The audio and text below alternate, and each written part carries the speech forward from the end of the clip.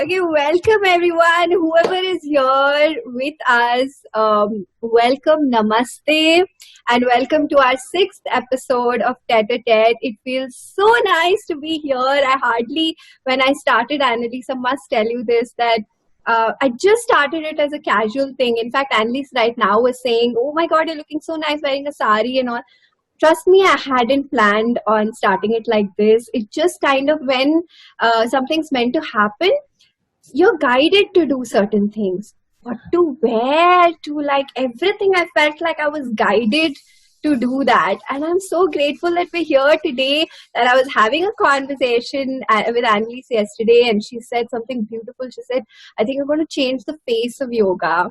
And with what we're doing and reaching out, and we're changing what people have assumed for all these years. I said, yes, let's do it. We're doing this together. So I feel so grateful. Something that started it as a small ichha, a yearning of mine to really go out and spread into the world, has turned into something beautiful that we're here today. As you all know, I'm not going to go into the prolonged introduction today. We finished 5 episodes and you know why we're here. We're doing this to spread the right knowledge and bring to you and to me the right sources from where you could learn. You could learn so much more. It's an unending ocean. The main reason I started is because I keep saying yoga is not asana, yoga is not asana. So someone who didn't know anything about yoga, they said, oh, it isn't? That's what I thought it was. Okay, so what is it? And this what is it, we are discussing now on episode 6 with many more to come. So it's not a 2-line answer. So welcome to this beautiful world that hopefully will create a very, something that changes the entire angle of everybody looking at it. And on this note, I welcome Annelise. Annelise, welcome to our show. Thank you so much for being here.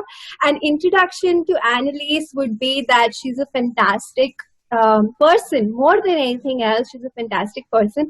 And she's a brilliant yoga teacher who I know uses yoga and a lot of other methods for healing purpose. And I think that's very, very endearing to have in this time and age, much, much needed for all of us.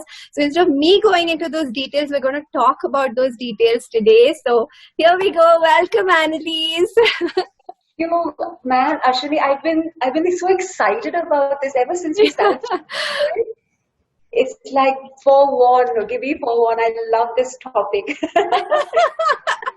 And everybody is here to listen to exactly that, Annelise. So don't worry. She said yesterday, I tend to go on talking, so tell me when to stop. I said, no, we're loving. I was loving everything that she's saying. I said, I'm sure everybody's going to love what you're saying. So please go ahead and thank you so much for coming. Welcome. Namaste. Everyone. So a very important point and note to start this entire conversation today would be Annelise practices Yin Yoga. And that's very intriguing to me. And frankly, I myself don't know much about it and I would love to know more. So can you just start with what that entails and what Yin Yoga is about? Because you're so passionate about it. Oh yes. I mean, my entire foray into yoga started because of Yin. Now, I of course had been practicing a bit of yoga, Hatha yoga for my digestive issues. And I think I know how, but long story, so I'm going to keep things really short. But I came across a book called The Way of the Happy Woman by Sarah Avant Stover.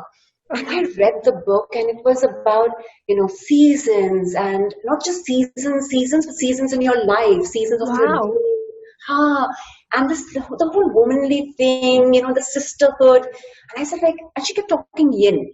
I said, what is this Yin Yoga? And I was already in love with it. So I Googled, Yin Yoga Bangalore and 1,000 Yoga popped up. And I was like, oh my gosh, my friend was telling me I should do a teacher's training at 1,000 Yoga. So I went off there. And I met the teacher at that time. Her name was Mrinalini. Mrinalini, yes. Yes. And I was, in the class. And suddenly, somewhere in the middle of the class, I started crying. And I'm not a very emotional person. I actually like to keep things inside. But I was crying, and it was a beautiful feeling. And then I kind of looked up saying, like, what's this weird thing? What's going on? And then really zen and just guiding us through this process. And I said, I want to be her. I want to do that. Wow, that's beautiful. I'll tell you something, Ashwini, that was just the beginning. The more I practiced, so yin, to help you understand, it's the gentler form of yoga where we hold poses for at least a minute and a half. Okay. Traditional Chinese medicine.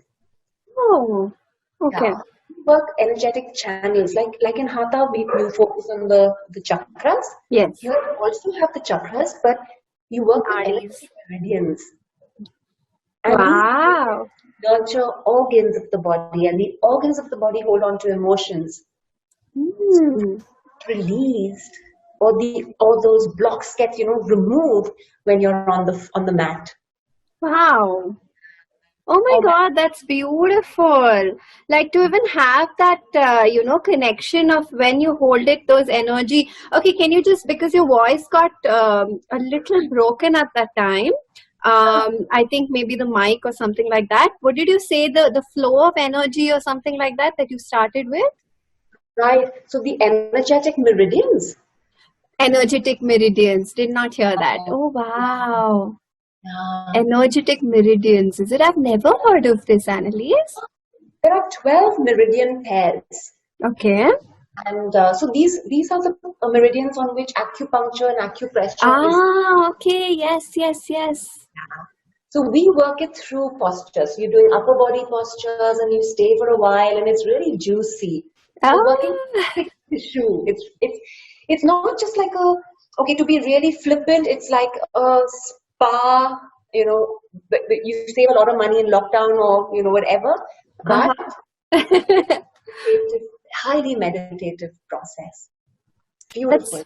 That's really beautiful. Oh my God. Juicy. I loved that word, juicy. I loved that word. Okay. So thank you for that. I mean, I'm sure a lot of people didn't. In fact, I myself wanted to go and practice Yin Yoga somewhere, but I don't know, it didn't happen. I think I just wanted to take a class only in Thousand Yoga itself, but maybe the timings didn't match. Something happened and I didn't go. But I think I love it better the way you're explaining it. So I'm happy that I waited to hear it. Okay. Very zen in the class and all that. Here I must be, but in the class, there's something happens. You just get into a beautiful state. I'm exactly like that. Exactly like that. I'm just something else. I don't know if my voice maybe changes. It gets more like the way I talk changes in terms of it's just a little more, the way I say words, I think are more soothing. And it's not conscious at all. It's just kind of one switch. No? Yeah. It's like you just get in, right? Like intuitively you're in with everybody else. Wow, Annelise, I'm so happy to hear that you go through that. That's really nice because it's a beautiful experience for me to get into that zone. So I'm sure you must be feeling the same thing. Yoga is a beautiful, I think it's a selfish game, right? I mean, it's just lovely when you're teaching. I love teaching. In fact, a lot of times, even with Kathak, this happens, Annelise, that I may be unwell, okay? But I'm like, no, I want to take class because I feel better after. I don't know how that happens. So many times I'm like, okay, maybe I should rest. No, it gets better after I finish. Yeah. It's amazing. Okay, at least another amazing thing that you do is apothecary and the essential oils, and I'm so excited to talk about this.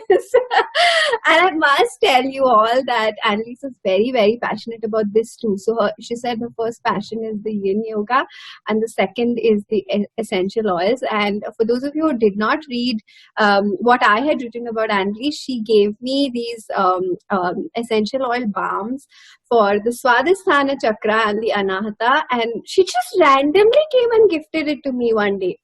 And I was so happy receiving those because I love gifts, and especially without reason gifts I love even more. Like, it just like a piece of your heart that's come to me. So I really, really like that. And they were just absolutely lovely, and I savored them for really, really long. So please do tell us a little bit more about this. Oh, the reason I actually forgot I had given you that number. That was such a long while ago, and Years ago. thank you, Ashwini, because at that time, again, it was my early days of playing with essential oils. Oh.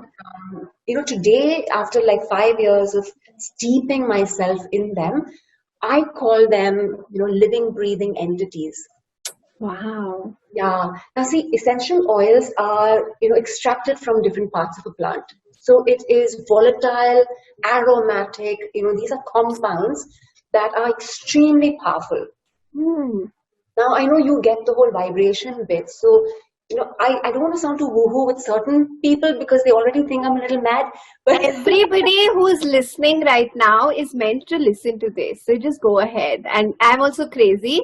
And everybody who's around us, who's getting attracted to this, needs that little crazy in their life. So let's go ahead and talk about it. these, they vibrate. They vibrate at different frequencies. Yeah. Not only that, but they also have different components. I mean, chemistry and all of that aside, they have different components. And each of these chemical components afford something to us as human cells.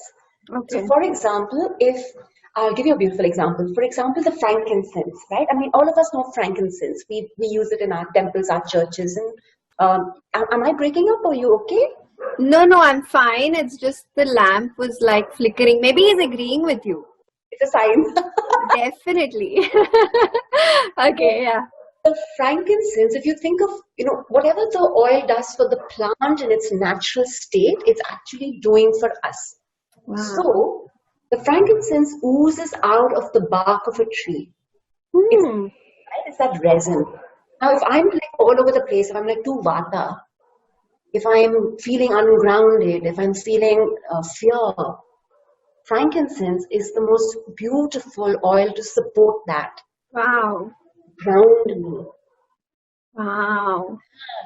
And these are so beautiful just now. And I mean, I finished a class like an hour ago for my Kathak students. And I was telling them that, a couple of them, I said, this is the season for Vata to get this thing. And I feel like it is stuck inside of you. So do this. Now, all of you, if you're listening, please reach out to Annelise and get this oil, please.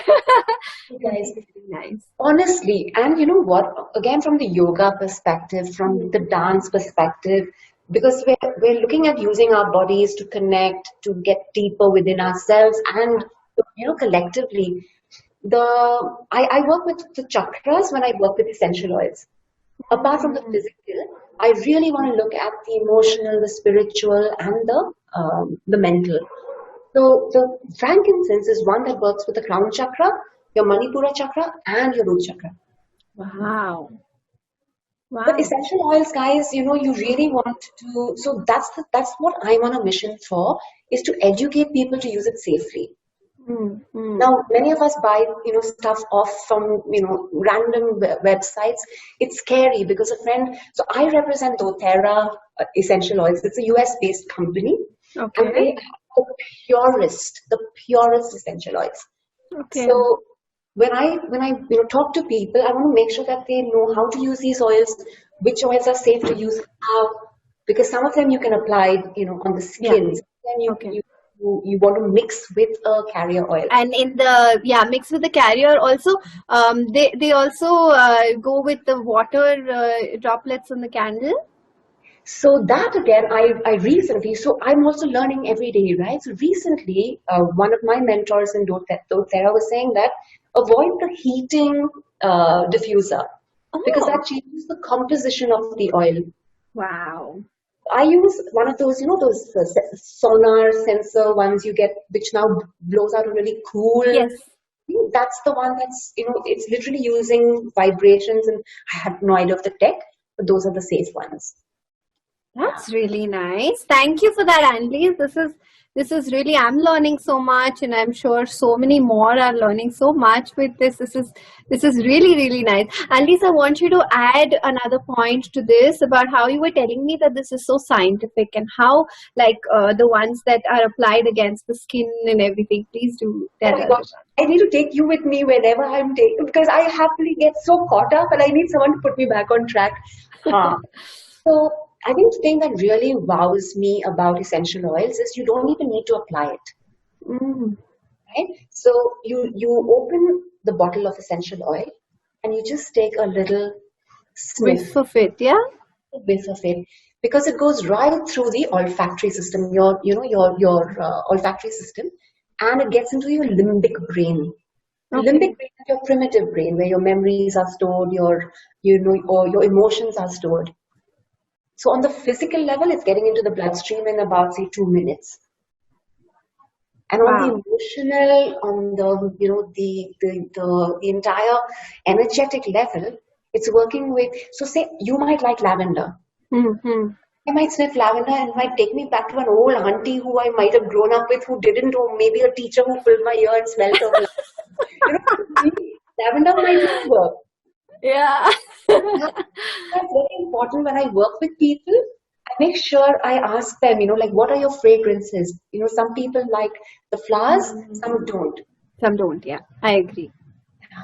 There are But a lot it's of people who don't like florals and they like something else, and everyone has different these things. Also, I remember Lubina mentioning to me that some essential oil or just fragrances, not essential oils, but fragrances tend to increase vata. So she said that you have something more grounding like sandalwood when you have something, when you have vata prominent.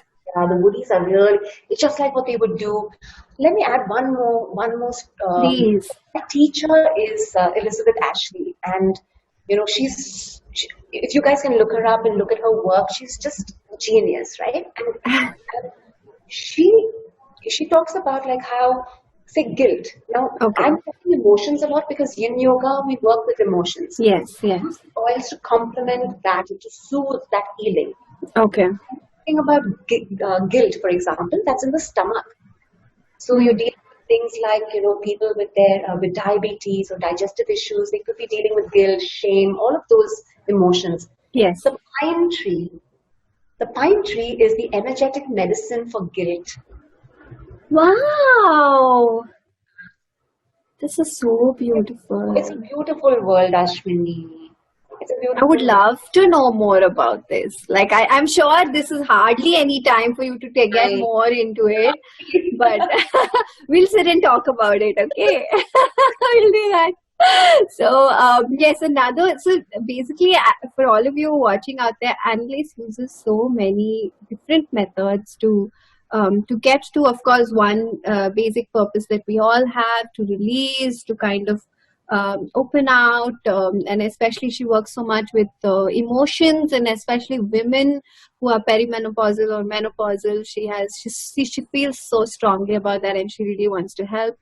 So there's so many methods that she uses, and one of them is NLP. So can you explain just a little bit about what it is for those who don't know, and how it is that you use that in your healing or in your classes or wherever? So NLP is not your computer natural language processing. I realized that when someone tried to hire me for that. Is it? It's Oh. linguistic programming. So it's all about, again, how you think, how you speak that affects, how you're experiencing certain things. For example, I was traveling with, I won't tell you who, I was traveling with someone in my life who constantly sees things negatively. Okay. And we were turning around Al-Sur corner, and I saw the Indo-American plant place. And I was like, I could see, like, the plant behind you. I could just see all of that life. And this person in the auto with me was like, look at the garbage and the traffic in Al-Sur Lake, la la la. And I was like, I had to actually search for it. Yeah. That is what I do, right? So I'm working with how somebody experiencing, because we're seeing the same thing, literally. But then that person's life is is marred by what they're focusing on. So we're working with the Photoshop in your brain. Yeah. It's again a fantastic practice too. So while Yin works with the body, the energetic body and the breath and all the beautiful yogic philosophy, the essential oils are supporting physicality, emotional healing. The NLP is working with the mind. And training you put it so beautifully. So, sorry, training with? How you use language. Oh, okay. Say if you're looking to lose weight, okay, and struggling with weight, they might say, I have to do this, I should not eat that. So then we work with the shoulds and the wants, the haves tos, and tweak that. It might seem like, okay, this is just an affirmation. It isn't. No. I do that too. I mean, we use that as well. First thing I say, eliminate those from your life. Give yourself choice and that you choose. It's all the Ashwini. Yeah. Unintentionally so, but I would love to get deeper into that. I think it's a beautiful understanding. I remember a friend of mine who worked with some particular aspect on me, and she tried an NLP practice, and it worked really well. I must say, it worked really well. So I love that you use that as well. I think that's absolutely. You can use it on yourself. Thing for me, I don't want to just be a crutch to somebody who comes to me for help. I want them to learn. Even when I work with someone, I keep a section of class for them to learn what I just did with them. That's nice. To build your own sadhana, build your own practice. That's really nice, Annelise. Okay, on that note, please, before I forget, I always forget to say this to everybody who's watching.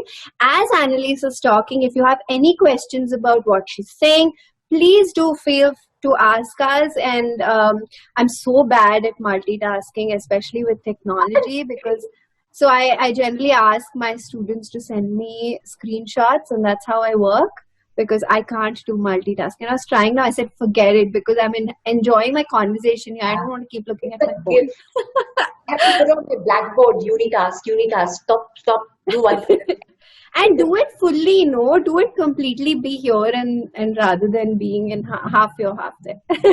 So Madhu and Pallavi, please send me screenshots.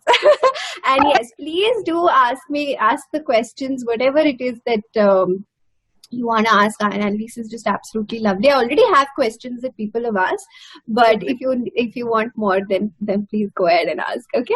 So another thing that you spoke about, which I had also written in the introduction, and a lot of people were very curious about, was the metaphor therapy. I think that's so beautiful. First of all, I didn't even know anything like that existed, and when I read this, I said that. Beautiful way to work, and you were explaining it to me the other day, which got me even more excited. So please tell us about it. So metaphor is one part of NLP. So neuro, right, is the Photoshop in the computer and the brain. Yeah. But the linguistic bit is the language we use, unknown to us. We actually have all the answers in the way we speak, with whatever language we speak. For example, someone might come to you. Let me just continue with that weight loss thingy, okay? Yeah. Someone might say, "I'm so stuck here.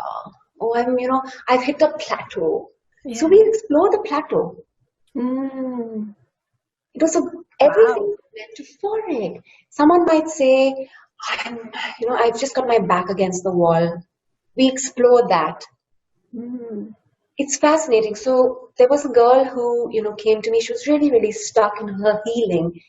And we were doing something. She had this terrible catch. And it's COVID time, so she was laid off from work. And, she's decided to maybe take a yoga teacher's training and take her practice of being, massage therapist, combine it with yoga and do something. Okay. But the pain has been tremendous for her. We were doing gentle yin, and one of the poses is called the crushed wing. So we talked, like we talked boundaries to start with and discernment and all that. But then as she slid her hand under something, you know how you said it, you intuitively just start saying things in class, right? Yeah. You know what the pose you're in is called the crushed wing. And then from there she's like, yeah, I feel like that. My wings are crushed. And then I realized she was in a down, like a negative space. So I said, you do know that a butterfly before it's a butterfly has its wings all squeezed and crushed. And I used her words, right? Crushed in its chrysalis, in its cocoon. I said, before it breaks free. And I said, and that's the hardest time for the butterfly. But I kept talking about the butterfly. Yeah. And then again from under there, she's saying, man, that's beautiful. That's metaphor therapy, guys. Wow. I've simplified everything, but I'm telling you, once you open this box of this modality, it's just... Annelise, I love what you said about exploring it. So generally what people tend to do is, don't look at it like that.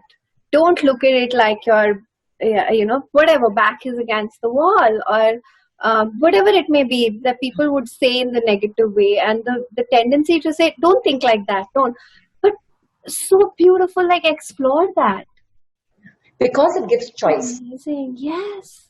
And it gives you more to think about. Okay, why do you feel like that? Or, which part of your life is in that space? Or, it's like, it's as good as when I say, generally I say this in class that some people say, this thought keeps coming to me.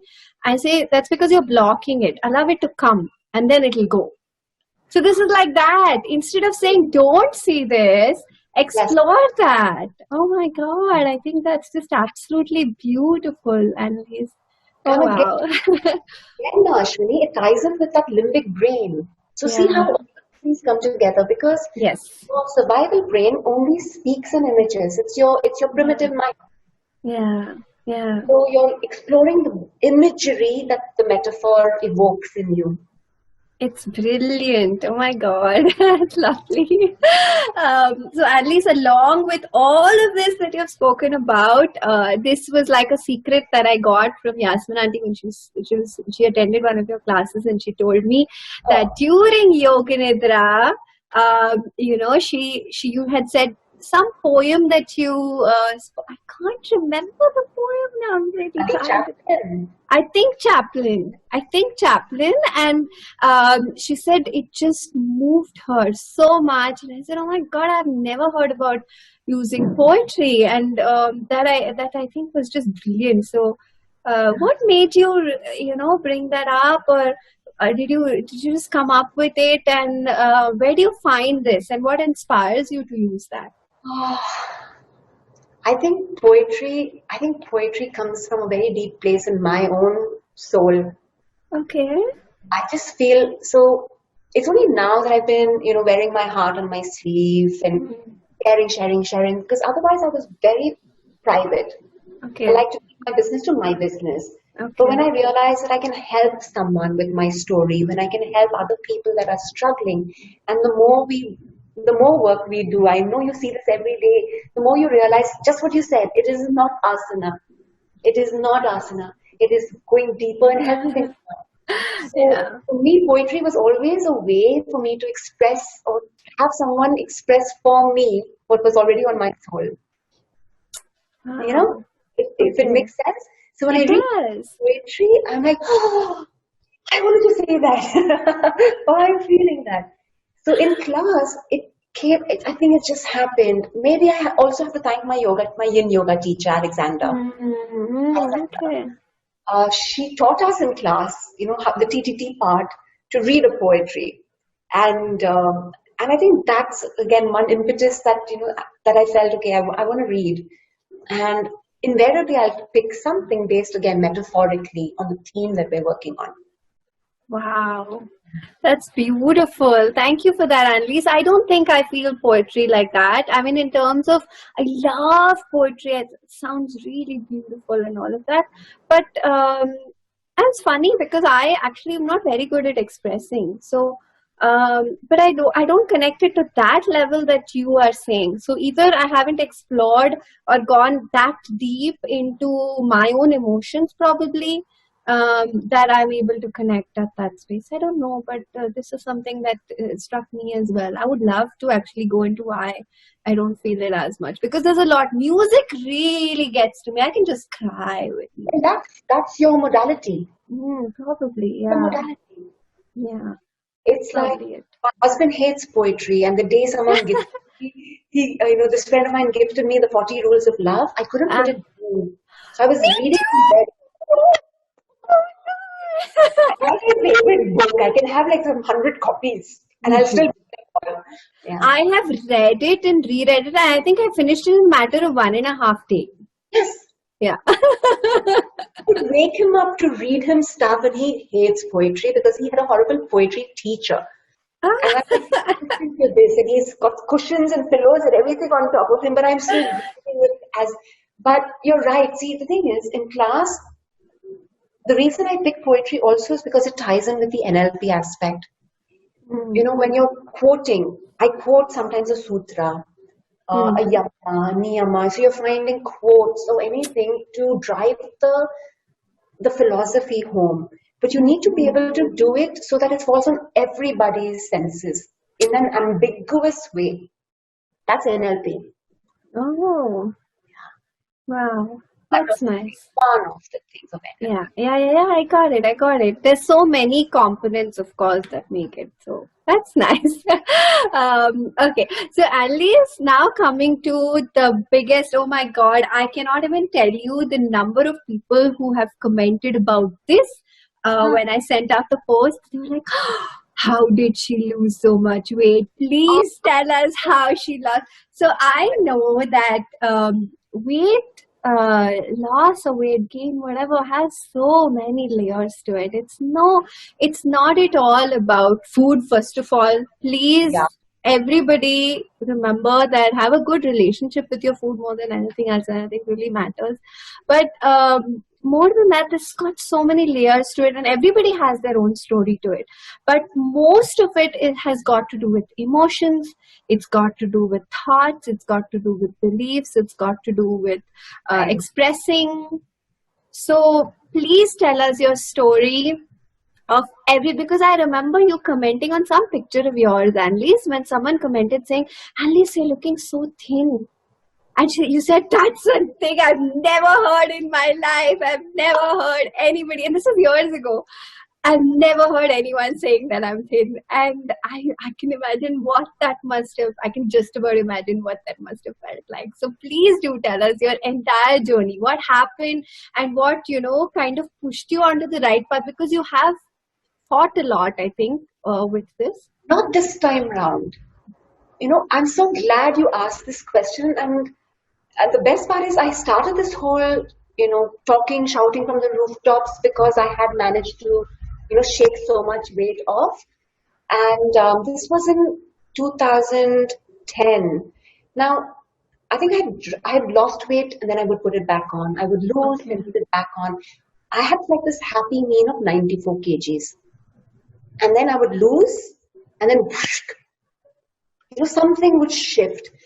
This time around, it happened by chance. So I was studying NLP. I was, I had a new business with Rahul. So the two of us were playing and practicing some NLP on each other.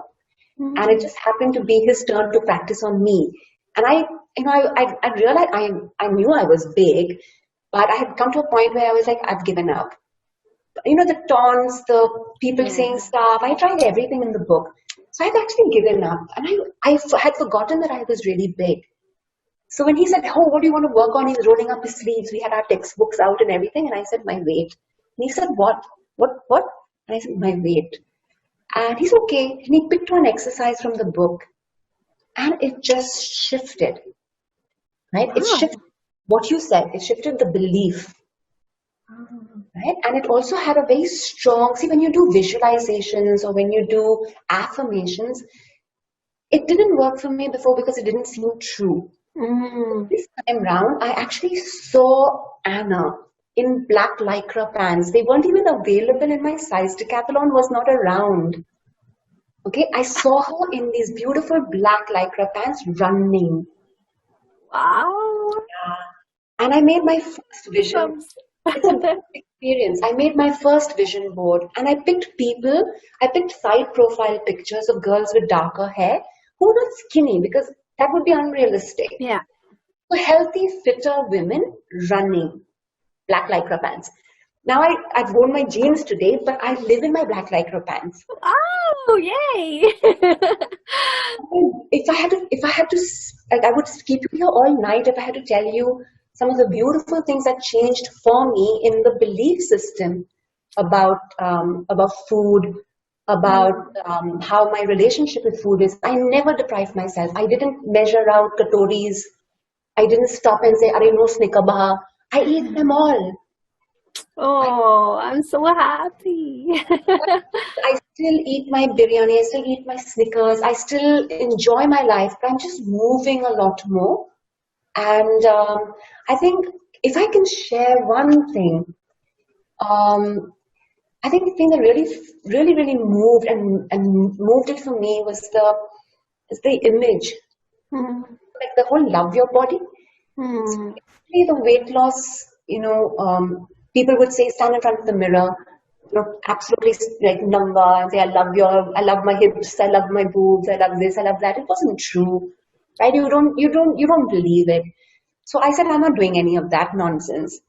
But I think one day something shifted and I said, I really love my body. Hmm. I want to heal it. Yeah, that That's really makes a difference. that's what shifted. Oh my God, that's so beautiful. That's so beautiful, Annalise. It makes me really happy. Because it needs to shift on a very internal level. And I think, as you said, you love yourself and therefore you want to heal yourself. Exactly. Hmm. You want to be healthy. You are the temple, yeah? Yeah. And your temple is struggling, maybe your temple is struggling because it's holding on to emotions, as you said, right? There are layers. So, because when you start to then treat yourself as that, Yeah. as I'm going to listen to myself more, I'm going to pay attention to my body's needs more, my emotional needs more. Yeah. Yeah. I think that's really beautiful. Thank you for sharing that, first of all, Annalise. And I'm sure your story gives hope to so many more to Yours is really begin this journey. More than anything else, is just begin the journey of loving yourself. Um, I know there are people, when I say something like that, I think Tripalini shared last time, this is something that I asked her to do. And it's not like she's overweight and she's very slim and everything. But even people like that have body image issues, right? Everybody has body image issues, okay? Everybody does. So I was like, no, you just, she shared that and I was like, thank you for sharing it, because a lot of people said it made a lot of difference how honest she was. Where she spoke about, how I told her, just be naked and love yourself exactly the way you are, and say, why, thank you for my hand. And I say, I always believe and say, even in class, your hand or your buttock or your vagina, whatever, they're all the same thing, right? It's a part of you. Just love it. Love everything exactly in the same way. And it's come from a very divine space. So look at yourself like oh, that. So, she said that really healed her, and it's allowed her to see herself from that space and get over it. So it's not just for people who have body weight issues, but everybody has body image issues, and this would probably help you love yourself and get on the path of healing and health and everything. I must tell you that all of you who are watching, that Annalise has this really beautiful thing that she started. Very intriguing. I loved when I saw it. It's called the biryani diet. So Annalise, please tell us more about this biryani diet for all of those people who are trying to, cut down on carbs or whatever it is that they, fat diets that they get on, thinking that and hoping that it will help them lose weight. Please tell us about your biryani diet. I think again, the biryani diet was, it's just like so true to the whole metaphor thing, right? So for me, my favorite food is biryani. I had it for lunch today, incidentally. Now I'm drooling. You call me anytime, I'll give you like my 500 Fortune 500 list of the best biryanis in town. But Please do. it's just metaphor for, enjoy your food. It's not like you're going to be stuffing your face, right? The minute you know you want to take care of your body, but you also want to give yourself stuff you love.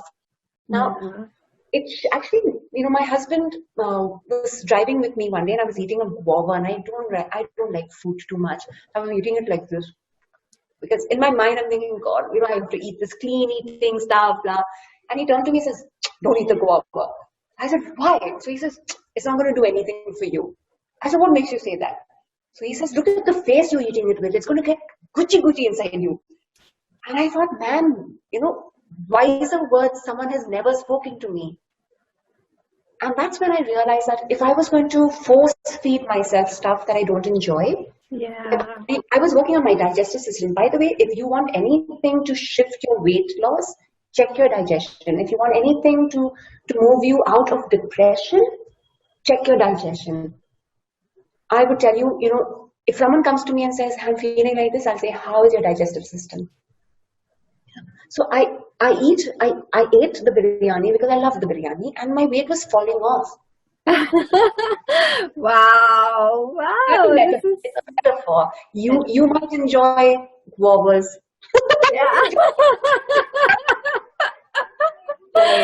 That's so beautiful. Annelise, I think I want to make like these quotations, because every time there are such beautiful things that are said over here. Maybe I'll make a blog post or something, of all of these things that you're saying, picking from here and there, because there's such beautiful thoughts that I would love to put out on different platforms for people to see, I think. And for people to revisit, saying, oh yeah, this like made me feel really good. This made me, this sparked something inside of me, or like how I said that time I had goosebumps, or things like that. It's really nice for people to just go back and revisit and say, okay, let's live this for just a little bit more. Just like that. Okay. So thank you for this, because all of us who you've spoken with so far, all of us have so many things we want to tell people, and you're giving us that chance to reach more and more and more people. More power to you. Thank you so much. That's exactly been my objective, and I'm so happy that that's what is coming through. And hopefully, and all of you who are watching and who are listening and on podcasts, we're now on podcasts, yay! So if you all want anybody to come back, you have more questions, anything like that, please do write to us, and we'll make sure that happens. Okay, so getting to the questions, Annelise. So this question is, how does she maintain her weight now that you've lost? How do you maintain it? Great question, because in I think so 2011 we did that exercise, and then the weight was going and by about 2013 I had hit that plateau. Remember that one that always kept me straight up to 94 again? But this time around, when I hit the plateau, I wasn't afraid. I wasn't worrying about the 94 anymore for some strange reason. And I realized it was because in my mind, I knew how. I knew how to, I knew that thing had changed. So many things had been moved, psychologically, emotionally, belief-wise, value-wise. And at that point in time, though, a friend introduced me, and I still talk about this gentleman with absolute gratitude. His name is John Gabriel. Okay. John Gabriel. It's called the Gabriel Method. Okay. And I can share you guys the link. I'll send you some stuff. Please do. Yeah. He was huge. He was really, really huge, unhealthy, working on Wall Street. So the stress, basically, guys, stress is your underlying. Yeah. You want to work on it from different angles, but that's a different subject altogether. Now, he quit that high-flying job, went back to study biochemistry, and he the microbiome, which is your digestive system. And a friend of mine, introduced me to him, and I am ever grateful to her because his system is so simple. He does a lot of visualization, and I can hear a lot of NLP in it, but it's crazy stuff, right? You're listening to his visualizations, and the next day you're craving salad, guavas even. Right? No deprivation. All he says is, hey, you want to eat this?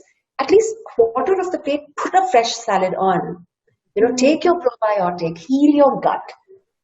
So I began to be so fascinated with the gut. I followed him to the T. No deprivation, remember that. No fancy, nonsense. And then suddenly, whoosh. So today I'm like about 70. Sometimes it goes, between 70, 75. I have decided not to go on the scale in COVID times. Very good. I have decided never to go on the scale ever. Who wants that weighing scale? Just like throw it away. Go with how you're feeling. Go with how you're feeling, how you're looking, how happy you are, yourself smiling in the mirror. Energy. Those are now the milestones. But I constantly come back to doing his routine every now and then because it just feels a lot more cleansing. Please do send the link. I think this sounds really good and I would really love to hear that myself. Okay, so that's a wonderful answer. Wow, Annelise, thank you. Okay. Okay, how does emotion play a role in one's health, functioning of body and the weight? Everything boils down to the emotions, guys. Yeah. Say for example, I have someone that we're working with who's struggling, really, really struggling with almost every organ in the body, organ system in the body. So there is bloating, there is heaviness, there is pain, there is all, you name it. So we're doing Yin for an overall, we've got to work on so many different systems. And she messaged me one day and she says, you know what, my doctor, she goes to a doctor. I mean, we always want you to have your medical, assistance. And we're just complementing that in a holistic way. We don't mess with your meds or anything. And she messaged me and she says, you know what, my doctor says, I've been holding on to stuff. You were right. I was like, no. And she's got a great sense of humor. So we're able to use that as her resource. Wow. Even though she's feeling like crap, even though she's hurting, she's carrying a lot of hurt. Right? I mean, we might be carrying pain, unforgiveness. Now, if you feel, traditional Chinese medicine, we also have the clock. Okay. I have people who come to me with sleep issues. Now, disturbed sleep can also impact your weight. Now, if you're waking up at a strange hour of the night, right? Supposing you're the type that wakes up at, say, 2, 3, 4. If you're waking up between, say, 3 and 5 or 4 and 5, your lungs need help. And your lungs need help because maybe you're holding on to unforgiveness, sadness, grief. So we start there. It could also manifest as respiratory issues. Yeah. The other thing that emotions do, guys, is please, I know it's not easy, right? I mean, we all are emotional. We all have stuff that we carry around. But, you could be carrying it around in your body as inflammation. Anger, frustration, resentment, jealousy. In fact, unforgiveness, pure unforgiveness ends up in the blood. And that's everywhere, right? Wow. Yeah. So that's why, a yoga practice or any other healing modality, I'm not just saying, the Yin is the way.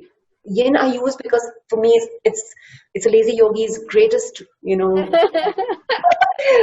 to work through stuff. It's non-conversational, so I don't have to go to a counselor and talk, and try and figure out why I'm messed up. Your body's wisdom just takes over. If you're doing That's so beautiful. Your body's wisdom. yeah, if you do an Ashtanga practice, if you do a Hatha practice, if you do, whatever form of yoga, if you make it mindful Mm. and you're dedicating your practice, your sankalpa, it will work. Yeah. Yeah. That's true. Your sankalp is everything. Your, how much you're giving into that, and your conscious effort to contribute to that element. It just kind of, then everything contributes to that. Your blood, your, like how you said, your blood. Every single element, every cell of your body is then immersed in. Trillion cells, Ashwini, 70 trillion cells. Wow. That's beautiful. Memory, and they all carry that emotion. Wow, that's beautiful. Thank you, Annelise, for that. I think that's just such a beautiful response. I mean, both the questions. I'm intrigued now to see what you'll say for the next one. Oh, this is quite. Yeah, let's see how you get this one. How to become emotionally strong. There's no one. Yeah. There's no one hand. But if I may like share an example of, so I've always been a lot more practical, a lot more like resourceful as a person. But the year I started my teacher's training, when you and I were together, my dad was in hospital with cancer. Yes, I remember that. I would keep going back and forth, and then I would do some makeup classes, etc. And he passed soon after we graduated. Oh my God. But in January, when I started teacher's training, I'd lost my dog. I remember that as well. So I was dealing with some crazy stuff, slap bang in the middle of my starting this dream that I want to be like her.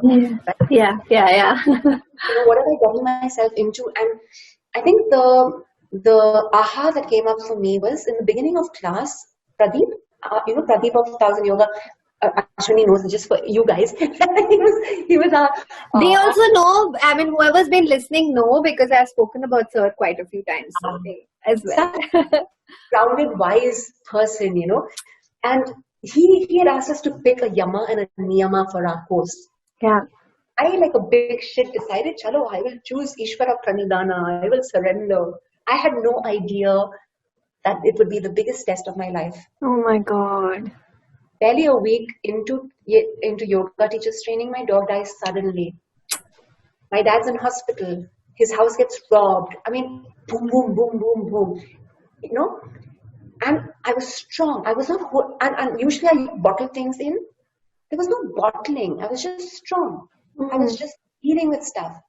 When Dad died, I wasn't holding stuff in. There was just peace. And I know my peace from that. There was just peace. Oh my God. Wow. And I put it down to the fact that I had my practice and that I had like my faith. The first thing that came out of that Ishvara Pranidhana is that you can't do shit. That's not very yogic, but version of it is tatastu. Yeah. You can't do it. You can't do shit. So you just trust. You just accept. And you just move with it. Whatever it is that comes, you trust. I think there's just the surrender. I think the surrender is everything, what you said. It's the hardest thing to do. Try it, guys, in Shavasana. Yeah. Shavasana. That's the toughest pose ever. Yeah.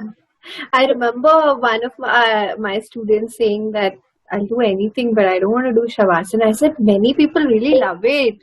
How can you not like Shavasana? But some people get very, uncomfortable. Some love it. I think it's also got to do with the doshas. So much to do with the doshas that, how people react. Vata, Pitta people, very hard must be to sit in Shavasana. I mean, just lie down in Shavasana. Like, what is the purpose of this? What are we doing? Why are we here? Logical thinkers. Yeah. Even Matsya Kridasana, they're like, what is supposed to happen here? Why am I in Matsya Kridasana? What am I doing? Am I supposed to move? I'm just stay. Don't move. You don't do anything. You just stay in Matsya Krida. But that also is one of mine. So me and all the kapha in me just loves all these postures. I enjoy them. It's really, you will so love yin. Incidentally, can I say where I teach the yin, or is this Yes, a please. Please, no, at the end, I anyway want to say, please go learn from Annelise. Annelise go there. So please talk about it. No, it's more because I want to give a shout out to Leap Studio. Please do. They have been my back. They have been my backbone. They've been my support team, especially in COVID times. You know, they went with the flow and come on, let's go online. So Tuesdays and Saturday mornings, 8 o'clock, I teach on Leap Studio. I'll send you that link as well. Connect to her. Whoever wants to go at that time for Yin Yoga, which I think I'm also going to start going. What time did you say? 8 o'clock in the morning. 8, is it? Damn. And morning, my classes are just, they go on till about 10:30. But I'll try. Because we're all so in our classes, we miss experiencing each other's. But I'll do one for sure. I'll do something and I'll come for one class. It's a beautiful experience. And one more thing about the emotional strength, right? One more thing. It might sound very harsh, but guys, this is it, okay? This is it. It's a decision. Yeah. My mom says to me, she said, you've become so detached. You've become so khadak. I'm like, I'm not khadak, ma. I'm practical. Yeah. You can decide to wake up and say, or you can decide and say, you know what? I'm going to just make this happen. I'm going to be happy.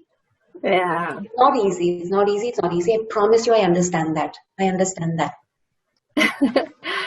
That's so sweet when you say, I promise you, I understand that. And yeah, all of this is hard. It's hard as in, you know what, the fun of it is, Annelise, I feel like for me in a lot of ways, especially where I never used to express. And I've had, respiratory problems all my life. I've had the lowest immunity. I've just been sick all the time. A leaf falls on me, I'll have an allergy.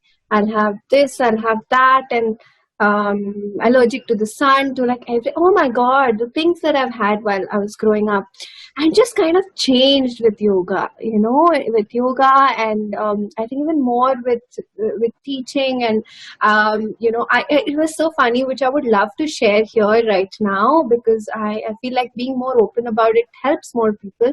That I myself had a big breakdown. I had I was in depression. Again, Annelise, can you believe I was in depression just before, I realized that I was in depression just when I started my yoga course, TTC, with you. So when you said that, this was happening with you, and I was like, for me, it was that journey of getting out of my depression when I was doing my TTC. So it wasn't as much that at the end of it, I got out of my depression, but I just felt balanced. Yeah. It just brought me that balance. My whole, TTC just like really brought some grounding, brought that level. It's not like I felt happy again or anything. It just got me to grounding. So that that breakdown of mine made me realize I have never lived for myself all my life. I only lived for others, and I never expressed. I always used to, just think, oh, what will that other person feel, and let me understand for them. And all of those things that I used to do. And the worst thing that I felt like that time was so hard for me was what happened? Okay. I didn't want to disturb. So cute. Okay. So yeah, the best thing that happened at that time was I realized, okay, I didn't even know that I had feelings. And I didn't know what feelings went with what, okay. Now suppose something happened, I came more from a programmed expression. Like, what am I supposed to feel now? Let me feel only that. And I never realized that probably what I was feeling was something so distant from what I was expressing. So to get in tune with that, I had to get in tune with my thoughts. And that was so hard. It felt like, forget it, I'm never going to get this. I can't do this. And it was so tedious, like imagine climbing a mountain without any, those clutches that you hold on. You have the stick that, imagine you didn't have that. So I had nothing to go on. I don't know what I feel. I had nothing to, base this on, because I never felt before. It's weird to say that, but I never felt before. So to start from there, just start from scratch. And I'm like, where am I going? Where am I headed? I went through also, a phase where I then got in tune with my emotions, but I didn't know how to express them. So they used to come out all wrong, or I used to feel extremes and weird. So then after a while, I started getting very irritated with them. And then I realized, instead of getting irritated because I feel like it's a never-ending process, let me look at it like, oh, wow, I'm here today. So, this is a new place. So let me be excited about it. Then rather than thinking, oh, another new place. I thought I was done. And why am I in this place? So it made me more and more like, okay, tomorrow maybe I'm going to reach another new place, and it's going to be exciting rather than draining me out. Because it was really draining me out, coming in touch with like these so many emotions that I never knew I had. And so, all of us go through very different things in our lives. And so each one of you who are listening and relate to any of these things, we understand how hard it is. And nothing is easy, but look at it with excitement and enthusiasm rather than feel like it's draining you out, because you're doing it for yourself, and as Annelise said, because you love yourself so much that you want yourself to heal, and that's why you're doing it. So just go ahead, and it's going to be so worth it. You're going to look back and not even realize the pain that you've taken, because this being here is so worth it. Right? I love how you've done it. Thank you. It's really nice, Annelise. All of us go through different journeys. A lot of people, I'm always laughing. I'm always so positive, which is not always a good thing. I'm just too positive about everything. But I need to also see that someone's, running all over me and just pushing me over and all of that. I just let it be. So now, it just helps you to also look at other aspects and say, and not get affected by it, or whatever it may be. So just because someone is laughing all the time, it doesn't mean that they're happy all the time. Everybody has, if you're alive, you're going through something, and if you're not going through anything, then you go to samadhi. You go into the union, you go into yoga. So everybody is kind of going through something. If you're alive, then you are. So enjoy that phase, enjoy it. Okay, so going to the next question. Sorry, you were saying something? And allow yourself to be angry. It's how you express it. I think that matters. It's not about saying, don't be angry, don't be this, don't be that. Don't be sad. That's stupid. You're feeling it. Yeah. Annelise, this is a very interesting question. Kripalini has asked, I want to know from either of you, that's for you and me, how do you create your Yoga Nidra sessions? How is it that you know what exactly your student needs at that point in time? I must be honest, I'm not too creative with my Yoga Nidras. I'm waiting to have a nice tête-à-tête with Shobit and steal a couple of his ideas, because so I work with women in perimenopause mainly, and people with really, really like heavy duty health issues, right? So I sought permission from this beautiful woman that I found online, and I love her script. And it's about cellular healing. So that's my go-to for the work that I do with people, because and then I use my little metaphoric insertions here and there, but typically I haven't strayed too far from that one for most of the nidras that I do. But my aim is to sit with Shobit and work out like the symbols and things that I might want to do for women who are dealing with, PCOD, infertility, the various issues that girls are, going through hormonally. That's beautiful, Annelise. That's really beautiful. But in Nidra, I've already told him some years ago I need to pick his brains and sit and learn how to do that. But because we're all teaching at similar times, we don't get to be with each other or in each other's classes. That's very true. How do you do it? So Annelise, I felt very strongly for Yoga Nidra from the very beginning. I felt very strongly for it. And when I do my classes, I don't know what takes over me. It's just that I say things that just kind of, Kripalini, I think, I don't know if I have shared this with you or not. I do have a vague idea, but I don't know how I tend to exactly know. I don't know actually, but I say things that kind of, pick on that right spot for the person who's listening to me. I don't know how that happens. It just happens. I think I just allow myself to be a medium at that moment. That's the word. Yeah, I think it's just that I don't know what I do. I really don't know what I do. It just kind of happens. Even symbols and all of that, I just go with what it just comes to me and I say it. I should do that. Yeah, try that. Just keep yourself open to your Ishvara Pranidhana and surrender. Yeah, just like, I'm here, I'm your medium, and heal this person, or whatever they need to listen to. Just be. Are friends disturbing our audio, no? Because I can't hear it at all. Okay. Don't worry. So that's them. I'd love to huddle with you one of these days and explore the symbolism bit and the opposite bits, for the nidras.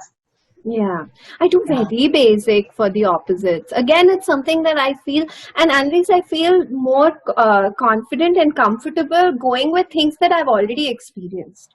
Yeah. So if it's something that I've experienced, then I know how to deal with it. Because I think when I think this is where it comes from, to answer your question, Kripalini, a little more clearly. When I do my practice, there's a lot that comes to me at that time. Like, certain movements that I do, or certain, postures that I do, whatever it is, I don't know where it comes from. Certain places that I move into, or certain things that come to my mind and I tell myself, it comes to me during my practice. And I think when I'm doing my practice, I'm just, in that space. Yeah, I think that's where it comes from. The other thing that Pradeep said to us day one, he gave us our textbooks and he said, you learn nothing from it. And I was like, huh? He says, you will learn everything from your mat. Wow. I like this man. I like the way he's going to teach us. Yeah, and I've always remember that. Thank you so much, because I don't remember him saying this at all, and now I'm going to use this. Yeah. He said you will learn nothing from it. I love the way I wanted him on the show first. I was like either him or Umaji, but he said he's busy and he said he'd get back to me as soon. And he said, would 1 week be enough? I said, yeah, and I'm waiting for that 1 week, after which that week he will be free and he will be here in the Tête-à-tête sessions. I'm waiting for it. But he's brilliant. And when I go to him, I just want to be like, so please speak. I just want to listen. I don't want anything, just because he comes with very profound. That's the word. Yeah. Yeah. When we are all over the place and, Vata Shata and all of that, he's just like frankincense. He's just like there. It's almost embarrassing to be so all over the place when there's somebody who's so grounded. Lovely influence. Yeah, true. Okay. So one more question is, I see food also triggers different emotions and it not just happiness. I'm curious to know more about what's your advice for someone who gets angry while hungry. How does this happen? Angry when hungry, huh? That must be the pitta talking. That is the pitta talking, and it's also, food definitely has a huge effect on emotions.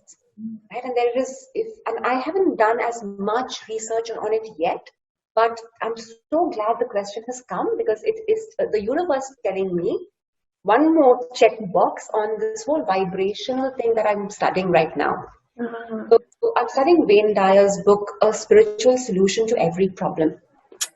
And again, that happened, literally universal conspiracy. So Wow. he talks about vibrational effects of food.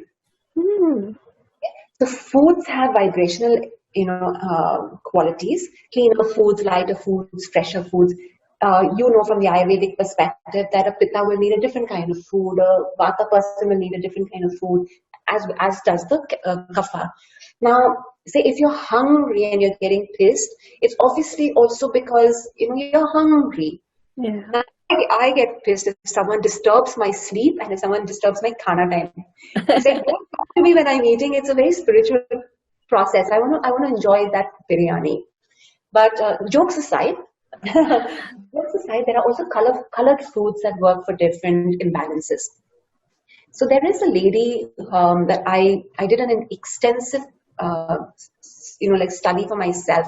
I even put her book in my course, but unfortunately none of her books are available anymore. So I went to her and said, can I somehow get some stock into India? It's called Your Perfect Body Through the Chakras. Cindy Dale. Now, Wow. it's a beautiful book. You do the quiz. Annelise, I'll write this in the comments. You give me these links and these names, and I'll remind you. I'll put it there. So this might be very interesting for this last question, right? She talks about those chakras that are stronger, those that are weaker, and those that can support you. So I made a huge big mind map for myself, and now I know which foods I need to use and what foods. I need the white foods, I need the yellow foods.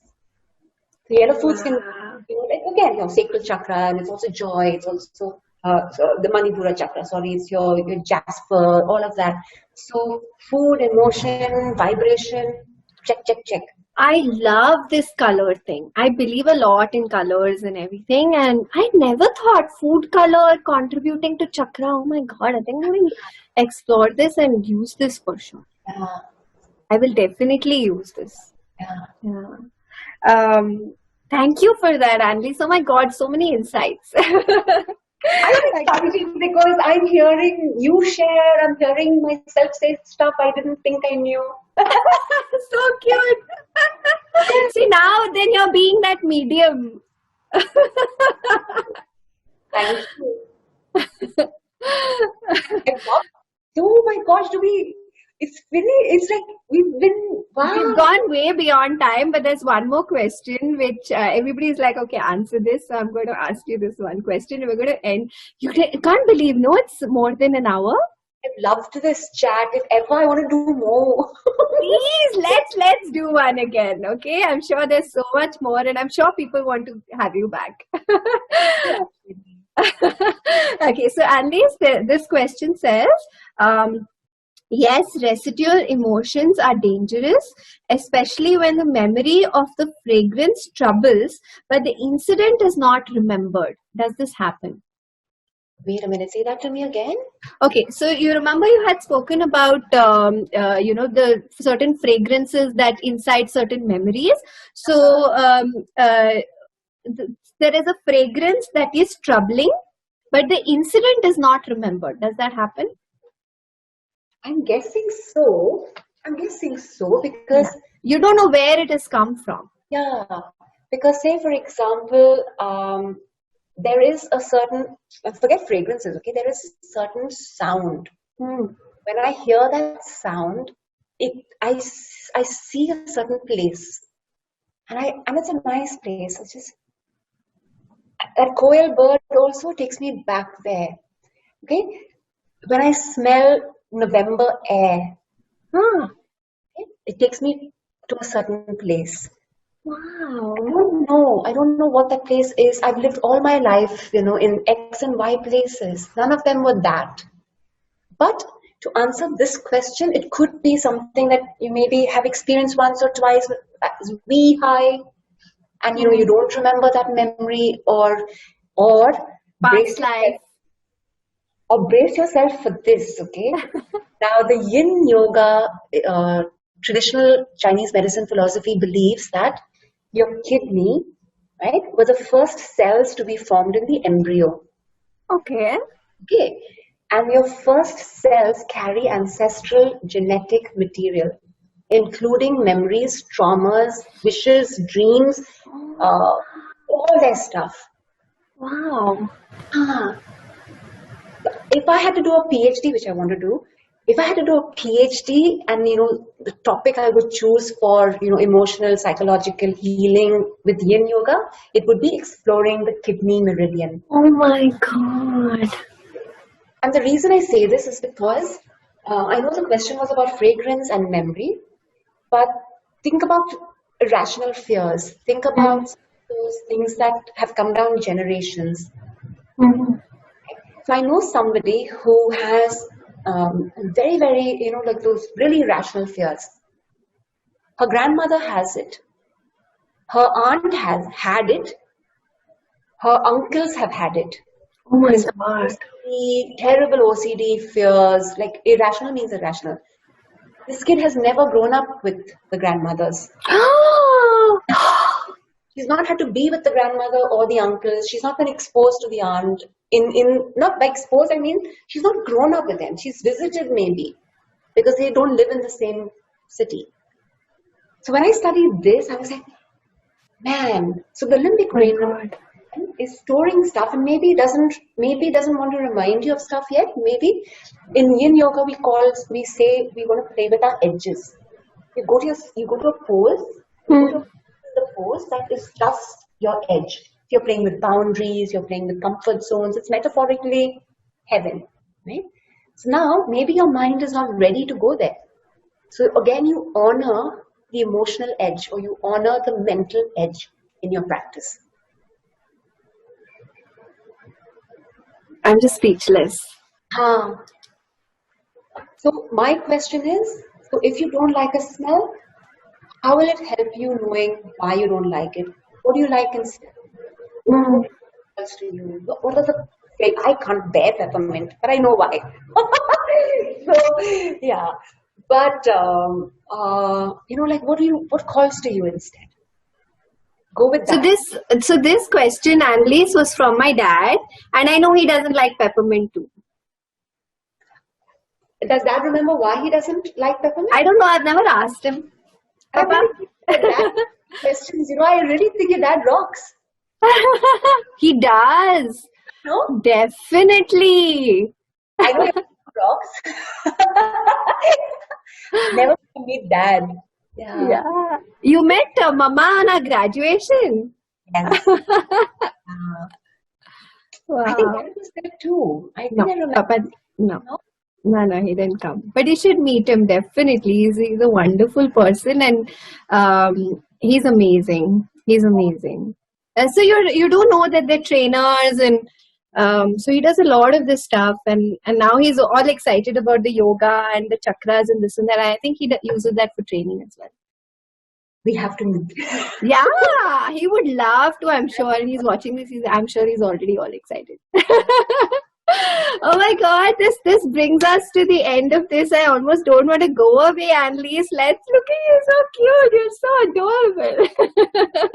Because, it's like somebody who is given me the opportunity to share what's on my heart. I'm shouting from the rooftops to people to say, you can heal yourself. Yeah. Thank you so much for sharing such beautiful things, Annelise. I want to, if you want to share more, and I'm sure people want to listen, so please do come back. We'll have you after a couple of weeks for sure. Thank you so much, each one of you, for coming out here. Annelise, it's been a pleasure having you. It's been such a pleasure. Thank you for everything. I increase, and as I said yesterday, you will be the Oprah of our community, bringing, honestly, I mean, this is something that the world needs, to know that yoga is not what it's tom-tommed to be. It's purer. Yeah. And it's deeper. Definitely. Thank you so much for this, Annelise. Big hugs. Namaste. Thank you for everything. Thank you to each one of you who've come out here today and watched this. And I hope that you've been, enlightened with everything that she shared with us today. Loads of love to each one of you. Be kind to yourself. Lots of love. Namaste. Bye-bye. Bless you. Do I leave meeting now, sweetie? No, oh my God. Oh. Thank you. I've never enjoyed something as much as this one.